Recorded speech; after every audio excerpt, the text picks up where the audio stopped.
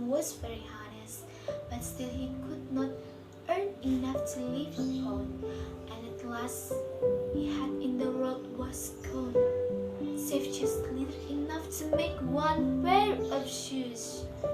Then he cut his leather out, all ready to make up the next day, meaning to rise early in the morning to his work.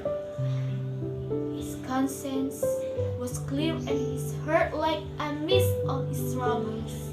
So he went peaceably to bed, left all his cares to heaven, and soon fell asleep. In the morning, after he had said his prayers, he sat himself down to his work, when to his great wonder, there stood the shoes already made upon the table. The good man knew not what to say or think at such an odd thing happening. He looked at the workmanship. There was not one false stitch in the whole job. All was so neat and true that it was quite a masterpiece. The same day a customer came in, and the shoes suited him so well that he willingly paid a price higher than usual for them. And the poor shoemaker, with the money, bought leather enough to make 2 pairs more. In the evening he cut out the work, and went to bed early, that he might get up and begin betimes next day. But he was saved all the trouble, for when he got up in the morning, the work has done ready to his hand. Soon in came buyers, who paid him handsomely for his goods, so that he bought leather enough for 4 pairs more. He cut out the work again overnight, and found it done in the morning as before. And so it went on for some time. What was got ready in the evening was always done by daybreak, and the good man soon became thriving and well off again. One evening, about Christmas time, as he and his wife were sitting over the fire chatting together, he said to her, "I should like to sit up and watch tonight, that we may see who it is that comes and does my work for me." The wife liked the thought, so they left a light burning and hid themselves in the corner of the room, behind the curtain that was hung up there, and watched what would happen.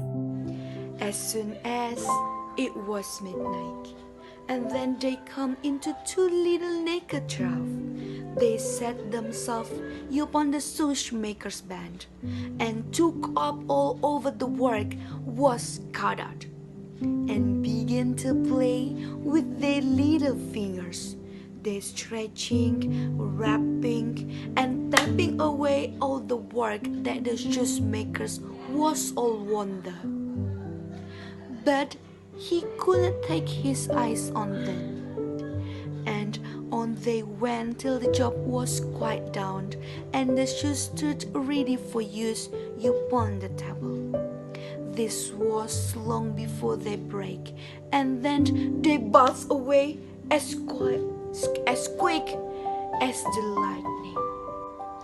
The next day, the wife said to the shoemakers, "This little wife has made us rich, and we ought to be thankful to them, and do them a good turn if we can.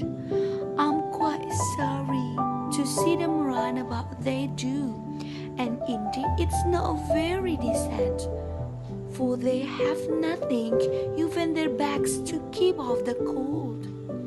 I told you what, I will make each of them a shirt, and a coat, and waistcoat, and a pair of spectacles into the bargain. And do you make each of them a little pair of shoes?"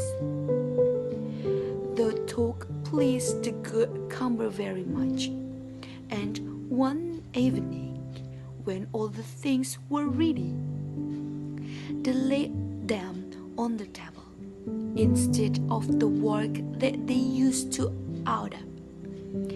And they went and hid themselves to watch what the little elves would do. Midnight they came dancing and skipping round the room, and then went to sit down to their work as usual. But when they saw the clothes lying for them, they laughed and chuckled, and said